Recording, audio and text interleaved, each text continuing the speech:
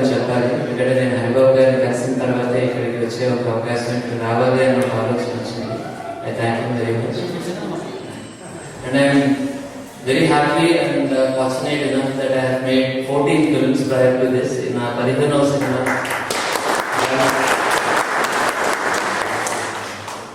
Sir స్టాలియా films banner మీద నేను start చేశాను 2000లో. అప్పటి నుంచి ప్రతి సంవత్సరానికి ఒక సినిమా చొప్పున సోషల్లీ రిలవెంట్ మంచి సినిమాలు తీయాలి అనే ఆలోచనతో ఇండస్ట్రీలోకి రావడం జరిగింది.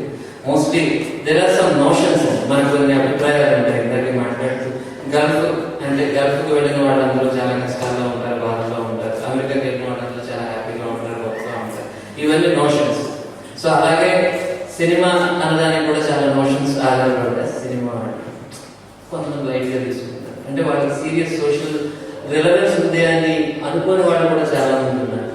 I really wanted to say and every platform I wanted to use this because ఒక సొసైటీకి డాక్టర్ ఎంత అవసరమో డైరెక్టర్ కూడా అంతే అవసరం అన్న అప్రోచ్తోనే నేను ఈ ఇండస్ట్రీకి రావడం జరిగింది. నేను మెకానికల్ ఇంజనీరింగ్ కంప్లీట్ చేసిన తర్వాత జర్నలిస్ట్గా నా కెరీర్ స్టార్ట్ చేసి then I entered into film making. And ఇదే కాకుండా ఆల్సో ఇంటూ అకాడమిక్స్ అండి. I was into teaching cinema and international film ఇన్స్టిట్యూట్స్లో కూడా నేను టీచింగ్ చేశాను స్క్రిప్ట్ గురించి. అలాగే సినిమా అంటే ఇంట్రెస్ట్ ఉన్న అందరికీ కూడా సినిమా గురించి తీసుకొని వెళ్ళాలి, దగ్గరికి వాళ్ళకి ఇంటిమేట్ చేయాలి, నాకు తెలిసిన ఆలోచనలన్నీ పంచుకోవాలి అని చెప్పిన cinema has been democratize. Cinema అందరి చేతుల్లోకి వచ్చింది. It's a powerful medium. ఆ పవర్ఫుల్ మీడియంని ప్రాపర్గా యూటిలైజ్ చేసుకోవాలి అంటే there has to be proper research. Gulf అన్న ఒక థాట్ నాకు చాలా రోజుల నుంచి నా మైండ్లో లింకర్ అవుతుంది. ఎప్పుడైతే whenever I see some statistics నేను చాలా ఆశ్చర్యపోతూ ఉన్నాను. 50,000 కోట్లు 60,000 కోట్లు మన రాష్ట్రానికి పంపిస్తున్నాయి. గల్ఫ్ కమ్యూనిటీ గురించి మనం ఇస్తున్న రికగ్నిషన్ ఎంత, లేకపోతే వాళ్ళకి ఇస్తున్న ఎక్నాలజ్మెంట్ ఎంత అంటే it's big question mark. Even ఇండస్ట్రీలో కూడా ఎన్ఆర్ఐ అంటే అమెరికాలో ఉంటున్న వాళ్ళ గురించే మనం స్టోరీస్ చెప్పాలి. That is an up market cinema అనే ఒక ఆలోచన నుంచి అది కాదు.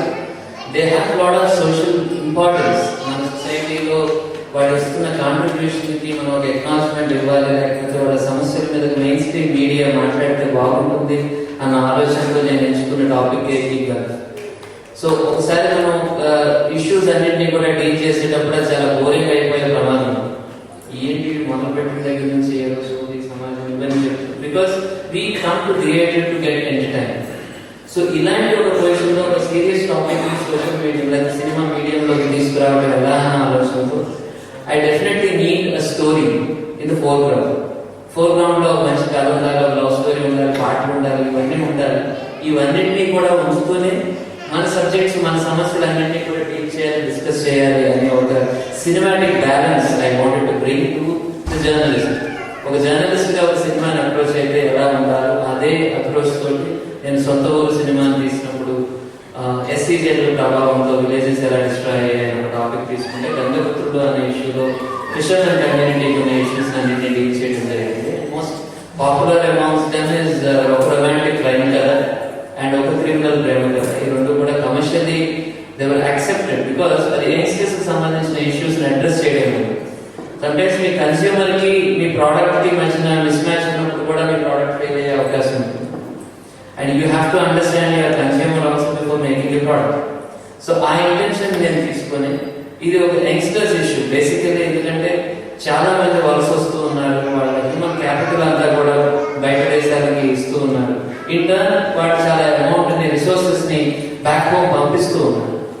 కానీ ఈ మధ్య జరుగుతున్న ట్రాన్సాక్షన్ లో కావాల్సిన డ్యూ రికగ్నిషన్ ఏదైతే ఉందో వాళ్ళ ప్రాబ్లమ్స్ ని కానీ అడ్రస్ చేయాల్సిన గవర్నమెంట్స్ ఫెయిల్ అవుతుండడం వల్ల, లేకపోతే బ్యాక్ హోమ్ సిస్టమ్స్ ఫెయిల్ అవుతుండడం వల్ల వచ్చే ప్రాబ్లమ్స్ గురించి డిస్కస్ చేయాలి. Today I was fortunate enough to discuss something with Anil గారు. He was telling that we wanted to go back home. అక్కడ వాళ్ళు ఇస్తున్న ఇన్ఫ్రాస్ట్రక్చర్ ఏమిటి, గల్ఫ్ నుంచి మనం వస్తున్నాం, మనం తీసుకొస్తున్న రిసోర్సెస్ కి మనం ఏదైనా ఒక ఇండస్ట్రీ పెట్టాలనుకున్న ఏదైనా government is open enough to encourage చేస్తారు. అలాగే ఒక కరీంనగర్ నుంచి ఒక రాజధాని నుంచి ఒక అమ్మాయి పనిచేయడానికి వచ్చినా, ఒక అబ్బాయి కూర్చోడానికి వచ్చినా కానీ ఎందుకు రావాల్సి వస్తుంది?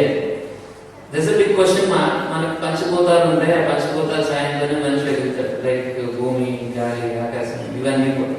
ఇవి ఏవి లేకుండానే గల్ఫ్ డెవలప్ అయింది. అంటే ఒక రకంగా చెప్తే ల్యాండ్ చాలా తక్కువగా ఉంది. ఒక దుబాయ్ ప్లేస్ తీసుకుంటే వాటర్ లేదు, ప్రాబ్లం, చాలా హార్ష్ ఎన్విరాన్మెంట్ ఉంది. ఇలాంటి ఇన్ని అడ్వర్సిటీస్ లో కూడా ఇంత గ్రోత్ ఎలా పాసిబుల్ అయింది అంటే there is sweat of our countries.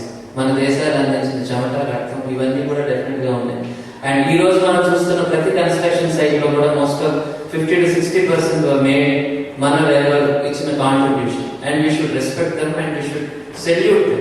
అలాగే ఈ గల్ఫ్ కంట్రీస్ లో కూడా వర్క్ చేస్తున్న ప్రతి ఏషియన్ వర్కర్ కి, అలాగే ప్రతి ఇండియన్ వర్కర్ కి కూడా డ్యూ రెస్పెక్ట్ రావాలి. అలాగే వైట్ కాలర్ జాబ్స్ లో వాళ్ళు ఇక్కడ ఉన్న ఆయిల్ ని ఎక్స్ప్లోర్ చేయడంలో వాళ్ళు ఇస్తున్న టెక్నికల్ కాంట్రిబ్యూషన్ కానీ this is enormous, huge. So but దీని అంతటికి కూడా మనం ఒక డెఫినేషన్ ఇస్తూ వీళ్ళ ప్రాబ్లమ్స్ కూడా ఈక్వల్ గా డీల్ చేయాలి అన్నది నా ఆలోచన. Here I came to know things from you. మీరు చెప్పినవన్నింటినీ కూడా నోట్ చేసుకుంటూ ప్రతి పాయింట్ ని కూడా సినిమాలోకి ఎంటర్టైనింగ్ గా, ఇంట్రెస్టింగ్ గా ఎలా చెప్పాలి అన్నది నా ఆలోచన. Entertainment in the sense, don't take me wrong, నేను ఏదో ఈ సమస్యలతోటి ఏదో ఒక కమర్షియల్ బ్యాటింగ్ చేయాలన్నది నా ఇంటెన్షన్ కాదు. I'm genuinely concern about everything happening around me. So I know చాలా మంది నాకు చెప్పారు, అరే నువ్వు రంజాన్ మంత్ లో వెళ్తున్నావు, అక్కడ ఫుడ్ ఉండకపోవచ్చు, అసలే ఎండాకాలం ఎండ. నేను కూడా నాకు భయం ఉంది, ఇక్కడ ఎండ ఉంటుంది అంటే. I felt the warmness. ఇక్కడ నేను ఎక్కడ ఎండ చూడలేదు, నేను ఇక్కడ ఆ వార్మ్నెస్ చూసాను. మీ అందరూ రిసెప్షన్ లో కానీ, నేను దుబాయ్ నుంచి కలిసినప్పుడు హౌ ఓపెన్ దే ఆర్, ఎంత ప్రేమగా వాళ్ళు ఆదరిస్తారని కానీ, లేకపోతే బయట నుంచి వచ్చిన వ్యక్తికి హెల్ప్ చేయాలని ఇంత సపోర్టివ్ గా ఉంటారని కానీ. ఐఎమ్ నోబడీ దిస్, ఈ కమ్యూనిటీలో ఇక్కడ నేను నోబడీ. బట్ ఒకడు వచ్చి ఏదో ఫిల్మ్ చేద్దాం అనుకుంటున్నప్పుడు ఇంతమంది ప్రేమతో ఇక్కడికి రావడమే ఒక నిదర్శనం. The kind of warmness you have in the heart of your fellow Telugu guy. And I'm very proud to be Telugu. And ఈ పాయింట్ ఇక్కడ ఒక ఫారెన్ ల్యాండ్ లో very far from my place, I still feel at home. నేను గత 10 రోజులుగా నేను గల్ఫ్లో ఉన్నానండి, but I'm still feeling at home. నాకు ఎక్కడ ఇంటిలోమైన నాకు ఫీలింగ్ కలగలేదు. మేబీ 10 years 15 years మీరు ఇక్కడ ఉండగలుగుతారంటే కారణం maybe only because of that. That kind of close netted community నేను ఇక్కడ చూసాను. అండ్ ఇక్కడ చేస్తున్న గొప్ప గొప్ప activities I was shock to see. నాకు నిన్న చూపించారు ఇక్కడ కళ్యాణం, మన సీతారామ కళ్యాణం ఎంత గ్రాండ్ గా చేస్తారు, లేకపోతే రిలీజియస్ ప్రోగ్రామ్స్ కానీ, లేకపోతే cultural activities, why it is not reported back. ఇంత గొప్పగా ఇక్కడ జరుగుతున్నా కానీ యాక్టివిటీ అక్కడ మనకి ఎందుకు తెలియదు. We are contributing a lot. అంటే ఒక స్టాటిస్టిక్స్ ఏం చెప్తాయంటే 11% యూఎస్ నుంచి వస్తే 33% ఇస్ కమింగ్ ఫ్రమ్ గల్ఫ్. అంటే అక్కడ యూఎస్ లో ఉన్న వాళ్ళు కంఫర్ట్ జోన్ చూసుకుంటున్నారు, వాళ్ళు ప్రాపర్టీస్ కొనుక్కుంటున్నారు. Definitely we are very happy. వాళ్ళు కూడా మన ఆనందంతో ఐఎమ్ వెరీ హ్యాపీ. కానీ వాళ్ళు ఇస్తున్న కాంట్రిబ్యూషన్ కి, వాళ్ళకి వస్తున్న రికగ్నిషన్ కి, ఇక్కడ వస్తున్న కాంట్రిబ్యూషన్ కి వస్తున్న రికగ్నిషన్ కి చాలా తేడా ఉంది. ఏ ఇండస్ట్రీ చేస్తున్నా కానీ what they think is okay, ఒక అమెరికన్ అయినా వేస్తే వాళ్ళకి ఫెసిలిటీస్ గురించి ఎక్కువ మాట్లాడతారు, డిస్కషన్ జరుగుతూ ఉంటుంది. బట్ వై నాట్ గల్ఫ్ ఎక్స్పాట్స్ నుంచి వస్తున్న దానికి ఒక ప్రాపర్ శానిటైజింగ్ ఎందుకు జరగడం లేదు అనేది ఒక పెద్ద క్వశ్చన్. ఇవి there are some questions that we need to ask our respective governments.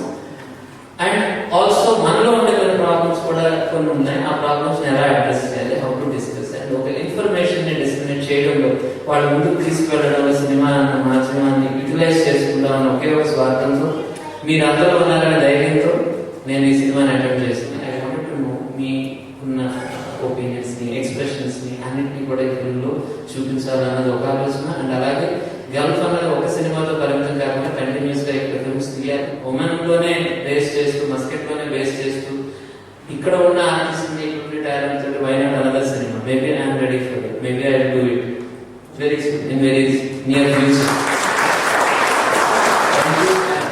Thank you for the love and affection you have given. And very soon I am going to come here, maybe to shoot. ఒక 1 week ever shoot చేయడానికి try చేస్తాను. ఆ టైంలో మీ అందరూ active support ఉంటుందని నేను ఆశిస్తున్నాను. Thank you very much.